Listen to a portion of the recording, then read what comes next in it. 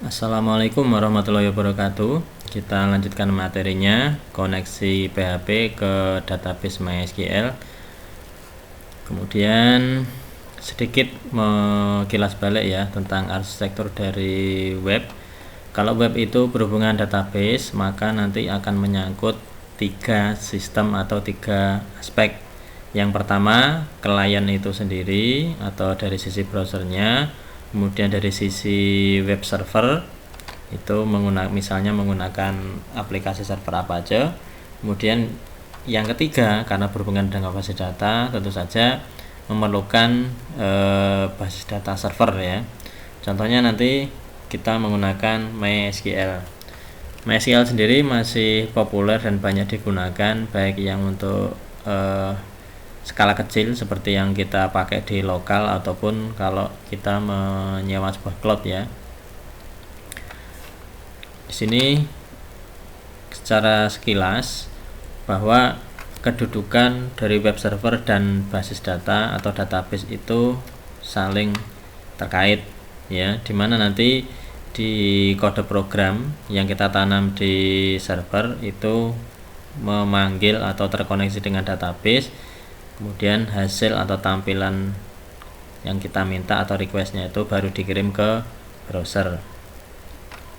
Nah, database sendiri tentang MySQL saya kira nggak perlu dibahas apa itu MySQL dan sebagainya. Saya kira sudah diulas ya di mata kuliah sebelumnya, yaitu tentang basis data 1 ataupun 2. Nanti di sini kita akan berbicara bagaimana PHP itu terkoneksi, kemudian bagaimana cara menjalankan query-nya menggunakan bahasa PHP, kemudian hasilnya juga ditampilkan di halaman web. Nah, secara umum biasanya sistem atau aplikasi itu kalau terhubung dengan database itu memerlukan yang namanya ODBC, Open Database Connectivity. Itu merupakan sebuah komponen dari Windows biasanya ya. Ketika aplikasi itu mau ke database tidak bisa langsung, tapi harus melewati yang namanya ODBC. ODBC bisa dikatakan dia sebagai jembatan ya. Jadi aplikasi itu tidak bisa langsung ke basis data, tapi memerlukan koneksi dari ODBC. Tidak semua ODBC support atau bawaan dari Windows itu ada. Biasanya untuk MySQL kemudian database yang lain biasanya kita harus menginstal drivernya. Namun karena kita menggunakan PHP, di PHP sendiri itu memiliki API atau dari MySQL juga menyediakan, sehingga ketika interaksi itu tidak memerlukan ODBC ya. Gambarannya begini. Jadi ODBC itu berada di tengah. Kalau Anda membangun satu aplikasi menggunakan Visual Basic atau menggunakan NetBeans ataupun menggunakan Delphi ataupun yang lain, bahkan dari Excel pun itu juga bisa dijadikan sebagai basis data. Nah, di sana kalau semuanya berkaitan dengan ODBC, maka aksesnya adalah ke sana, tidak langsung. Nah, namun di PHP itu memiliki suatu engine atau istilahnya API, Application Programming Interface, yang mana API itu berfungsi untuk menghubungkan langsung ya, sehingga kita tidak melalui komponen yang namanya ODBC. Nah, di dalam API ada apa? Di sana ada banyak sekali fungsi-fungsi, ada kelas, ada metode dan juga variabel. Nanti intinya mempermudah kita dalam koneksi ke basis data. Nah, sebagai gambaran, kalau Anda ingin mengetahui ODBC itu ada di mana, Anda pergi saja ke control panel, kemudian cari yang namanya administrative tools ya. Nanti di sana ada kalau Windowsnya versi 64 maka akan menyediakan yang 32 dan 64. Nah, di sini Anda bisa lihat drivernya. Nah, ternyata ini dulu sudah saya install koneksi ke MySQL, yang mana kalau saya menggunakan aplikasi desktop, kalau mau ke MySQL maka saya harus memanggil driver ini. Nah, untuk PHP tidak perlu serumit itu. Nah, ini kalau kita mau ke database yang lain, otomatis kita juga harus cari drivernya. Misalnya mau ke database yang lain, misalnya yang lama-lama kayak Firebird, kemudian mau ke mana juga kita harus install sendiri. Nah, di PHP lebih mudah ya. Kemudian di era sekarang atau yang terbaru dari MySQL ini ada penyempurnaan atau tambahan, yaitu ada belakangnya ada inisial I ya, istilahnya improve. Nah, MySQL I atau improve itu merupakan perbaikan dari versi yang sebelumnya. Jadi untuk versi 4.1 ke atas ini lebih banyak nanti script-script baru. Otomatis nanti di versi-versi yang lama, ketika Anda menjalankan di server yang sudah mendukung di format MySQL, maka beberapa perintah itu ada yang sudah tidak bisa dipakai. Nanti akan muncul error, Anda tinggal membaca atau membaca errornya apa ya, tidak usah panik. Kemudian banyak sekali nanti selain dari API connect dan konektornya, PHP juga menyediakan banyak extension. Nah, extension ini ada kelas, ada metode dan sebagainya. Itu nanti dipakai bisa untuk mengoptimalkan kinerja dari MySQL sendiri. Nah, sehingga nanti kalau kita pakai atau kita membuat suatu sistem informasi berbasis web yang mana kita menggunakan PHP dan database-nya MySQL, otomatis nanti kita bisa kayak semacam membangun framework sendiri begitu ya. Karena nanti ketika kita mendevelop atau kita membuat suatu sistem, itu tergantung dari programmernya ya, ibarat sebuah atau seorang desainer bangunan, maka dia akan punya ciri khas sendiri-sendiri, sehingga nanti meskipun ada framework yang umum dipakai, namun tidak ada salahnya kalau misalnya Anda tertarik, Anda membuat sendiri sistem atau membuat framework sendiri ya. Nah, di MySQL yang improve atau MySQL ini banyak sekali keuntungan. Yang pertama adalah nanti memang arahnya dia sudah OOP ya, Object Oriented Programming. Nanti saya tidak terlalu dalam ke OOP karena nanti ada mata kuliah sendiri ya. Kemudian banyak disediakan statement-statement bawaan ya. Kemudian support multiple statement, kemudian mendukung proses transaksi. Jadi banyak nanti kalau di-explore. Sebenarnya satu semester ini tidak cukup untuk membahas pemrograman web yang fokusnya ke penggunaan MySQL ini ya. Kemudian banyak sekali ya, yang utama adalah ini dukungan embedded server. Jadi sudah banyak aplikasi server yang sudah support ke sini. Kemudian ini salah satu contoh perintah untuk terhubung ke MySQL ya. Yang pertama kita jalankan koneksi ke servernya dulu. Otomatis kalau kita masuk ke server harus tahu username dan password sesuai pada waktu kita konfigurasi atau mungkin saat instalasi ya. Jadi logikanya database itu tersimpan di MySQL server. Otomatis kita harus menghubungi servernya dulu. Nah, kemudian kalau sudah bisa berhubungan dengan servernya, maka kita bisa memilih database-nya. Karena nanti di server itu bisa ada banyak database, dan di database nanti juga di masing-masing database bisa jadi ada banyak tabel ya. Sehingga urutannya adalah kita koneksi ke server dulu, baru milih database, baru di database itu kita bisa menyeleksi atau melakukan satu query terhadap tabel-tabel yang kita inginkan. Nah, untuk pembelajaran saya sudah menyiapkan contoh di sini database, misalnya namanya coba ya, ini databasenya coba. Kemudian ini untuk tabel yang saya siapkan, tabel TB MHS, di mana ada 4 kolom, ada NIM, nama, alamat, dan umur. Saya ambil contoh 4 saja dulu ya. Nah, ada banyak cara untuk mengkreasikan atau membuat suatu perintah agar bisa terkoneksi. Ini salah satu contohnya adalah perintah yang baku ada di sini, Anda perhatikan di baris 8. Nah, di sini saya memanfaatkan suatu konstanta ya, bisa Anda juga memakai variabel, nanti saya tunjukkan contohnya. yang mana masing-masing konstanta itu, misalnya host, db user, db pass, db name, bebas ya nama konstantanya. Yang penting parameter yang dipakai untuk hostnya apa, nama servernya. Kebetulan karena kita berada di lokal, maka saya beri nama dulu localhost. Terus kemudian untuk masuk ke sana, waktu instalasi saya berikan root, passwordnya kosong. Dan ini databasenya sesuai yang kita siapkan, yaitu db coba. Baris 8 ini perintah untuk terkoneksi dengan server. Nah, agar lebih mudah dalam mengontrol apakah berhasil terhubung atau tidak dengan servernya, di sini saya tampung perintah tersebut ke variabel namanya koneksi server. Jika tidak terkoneksi, ini tanda seru maksudnya not ya, tidak atau lawan negasinya, maka tampil ini atau menjalankan baris 11 gagal terkoneksi. Nah, ini membaca error dari baris ke-8 atau variabel koneksi server, yang mana fungsi die di sini adalah dia langsung menghentikan alur dari perintahnya. Jadi tidak begitu selesai di sini tidak langsung ke baris 14, tapi dia berhenti ya, eksekusinya berhenti.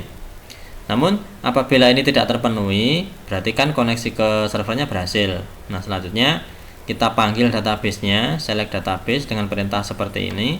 Jadi ada parameter untuk memanggil nama database ya. Kemudian di depan kita kasih variabel koneksi ke server tadi. Sama alurnya dengan koneksi ke server. Apabila database-nya tidak bisa dihubungi, ya, dia akan menampilkan pesan tidak bisa diakses, otomatis akan berhenti di sini. Nah, contoh kalau kita terapkan, ya, di sini tidak saya jalankan query dulu ya, saya matikan dulu, kemudian saya jalankan namanya koneksi MySQL 2. Localhost ada di folder coba, koneksi MySQL 2. Oke. Nah, kenapa tampilnya putih? Ya karena memang tidak ada perintah lain, karena baris nomor 8, 10 dan 14 dan seterusnya ini terpenuhi ya. Saya ambil contoh lagi, misalnya begini ya, untuk biar nggak kosong begitu ya. Nah, di sini sudah berhasil tampil. Nah, kemudian kalau kita coba errorkan salah satu, misalnya passwordnya Ruti begitu, nah yang terjadi adalah dia menampilkan pesan, nah gagal terkoneksi. Otomatis seperti yang saya sampaikan tadi, kalau di sini gagal terkoneksi, maka dia akan berhenti di sini. Otomatis yang baris ke-18 tidak akan diproses. Bisa dipahami ya? Oke, sangat mudah ini. Kemudian itu koneksi ke servernya kita coba bermasalah. Sekarang database-nya. Nah, data coba i. Nah, begini. Oke, kita refresh. Nah, errornya adalah tidak bisa ke database, unknown database coba i. Nah, di sini dia berhenti ya, tidak lanjut. Otomatis juga baris 18 tidak terproses. Oke, kita kembalikan. Nah, jadi sudah bisa dipahami ya. Ini contoh pertama untuk koneksi ke server maupun ke basis data ya. Oke, kita lanjutkan ke akses tabelnya sekarang menggunakan query. Jadi kalau sudah bisa terkoneksi dengan database, misalnya tadi di database DB coba ada tabel mahasiswa, kita jalankan query. Nah, formatnya seperti ini. Jadi koneksi tetap kita pakai, kemudian variabel nilai value yang ada di perintah MySQL i query ini kita letakkan perintah select from tpmhs ya. Hasilnya akan kita tampung di variabel, namanya tidak harus result, bebas ya. Nah, kemudian untuk menampilkan banyak cara sebenarnya, saya menggunakan while saja. Di sini MySQLi ini saya pakai yang perintah fetch array ya. Jadi hasil dari query ini saya tampung di variabel hasil, yang mana hasil ini adalah dia nanti array.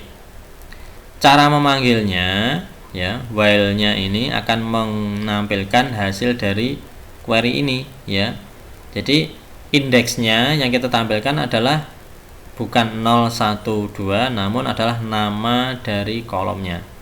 Tidak harus urut, kalau tadi name ada di sebelah awal, nama, alamat dan seterusnya, maka Anda bisa bolak-balik. Yang penting indeks dari array-nya itu diganti dengan nama kolom ya. Kita coba memanggilnya, atau kita lihat dulu definisinya. Kalau fetch row ini menampung dalam bentuk jumlah total, atau biasanya menyajikannya dalam bentuk baris ya. Nah, kemudian kalau array ini keseluruhan, mana yang kita pakai ya tergantung dari kebutuhan. Nah, kalau saya lebih cenderung pakai array karena lebih mudah nanti dalam memanggilnya. Ada juga nanti perintahnya fetch object. Jadi satu ya, MySQLi fetch row, fetch array, dan fetch object. Objek nanti lebih banyak berkaitan dengan OOP ya. Sekali lagi OOP tidak saya dalami di sini atau kita perjelas di sini karena ada ranahnya sendiri. Nah, kita kembali ke sini. Ini cara pertama untuk menampilkan query-nya. Contoh kalau kita implementasikan adalah baris 18 kita matikan dulu. Kemudian Anda perhatikan baris 21 sampai 27 ya, seperti tadi saya jelaskan di slide. Nah, kalau dijalankan hasilnya seperti ini. Oke, ya. Di sini kalau kita lihat ya, di baris 26 maka name tampil, kemudian ada tanda min ya sebagai penghubungnya saja. Nah, kita juga nanti bisa menyajikannya dalam bentuk tabel. Nah, berarti baris dan kolomnya akan diulang sesuai dengan array-nya. Nah, nanti lebih lanjut kita akan coba pisah ya. Sementara ini Anda kenal dulu bagaimana cara menampilkan hasil dari query-nya.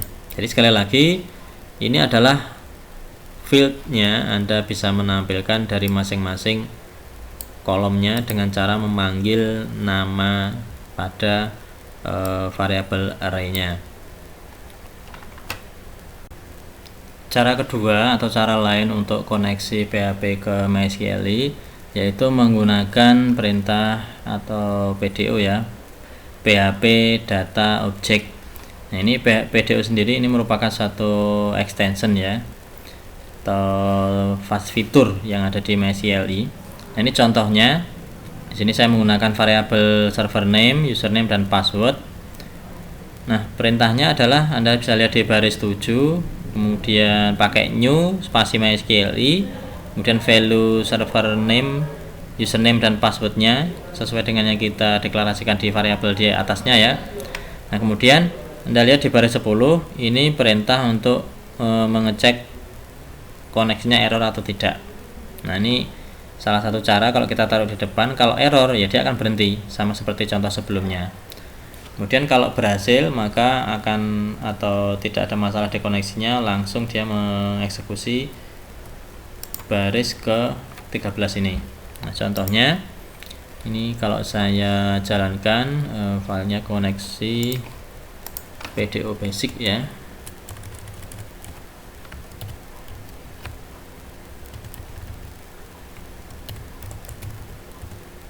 Nah, perintahnya adalah connected successfully.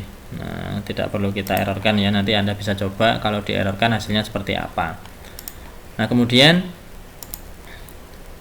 contoh implementasi dari PDO di sini saya coba. Kalau misalnya di saya buatkan satu variabel namanya DSN, kemudian ada isi seperti ini. Jadi MySQL, nama database-nya adalah db coba, hostnya adalah localhost, saya tampung di variabel DSN. variabel user saya isi root, passwordnya kosong. Nah, di sini saya memakai try and catch. Nah, jadi kita kembali ke konsepnya Java ya. Ini akan lebih mudah nanti ketika ada error, itu penanganannya akan jauh lebih mudah ya. Kemudian saya buatkan satu variabel SQL untuk menampung perintah query-nya. Terus kemudian kalau menggunakan PDO, ini cara atau format memanggilnya seperti ini.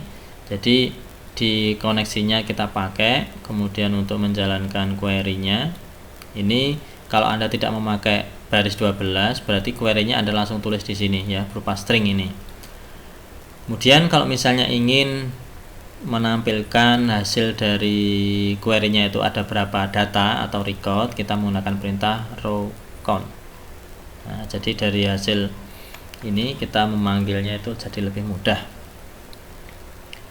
Nah, di baris selanjutnya ini 16 sampai ke 19 ini adalah cara menampilkan. Ya, ini beda dengan cara yang pertama untuk strukturnya, namun untuk cara menampilkan kurang lebih hampir sama. Kemudian kalau kita coba, ini contoh dari skripnya tadi. Yang membedakan dengan cara yang pertama tadi sekali lagi adalah strukturnya, terutama dari pemanggilan kita menggunakan try, kemudian cara memanggil database-nya, kemudian cara juga mengakses tabelnya dan menyimpannya ke dalam format dari array-nya ya. Untuk menampilkan sama ya. Kalau kita jalankan, nah hasilnya seperti ini, sama ya, hasilnya sama. Namun nanti efektif yang mana itu tergantung dari bagaimana Anda mendesain sebuah sistemnya. Jadi supaya tidak terlalu banyak coding, itu bisa dipanggil berulang-ulang, itu nanti tergantung Anda bagaimana cara menyusunnya. Nanti juga akan saya berikan contohnya. Jadi sekali lagi bagaimana Anda memilih ya, cara yang pertama atau cara yang kedua itu nanti silakan saja.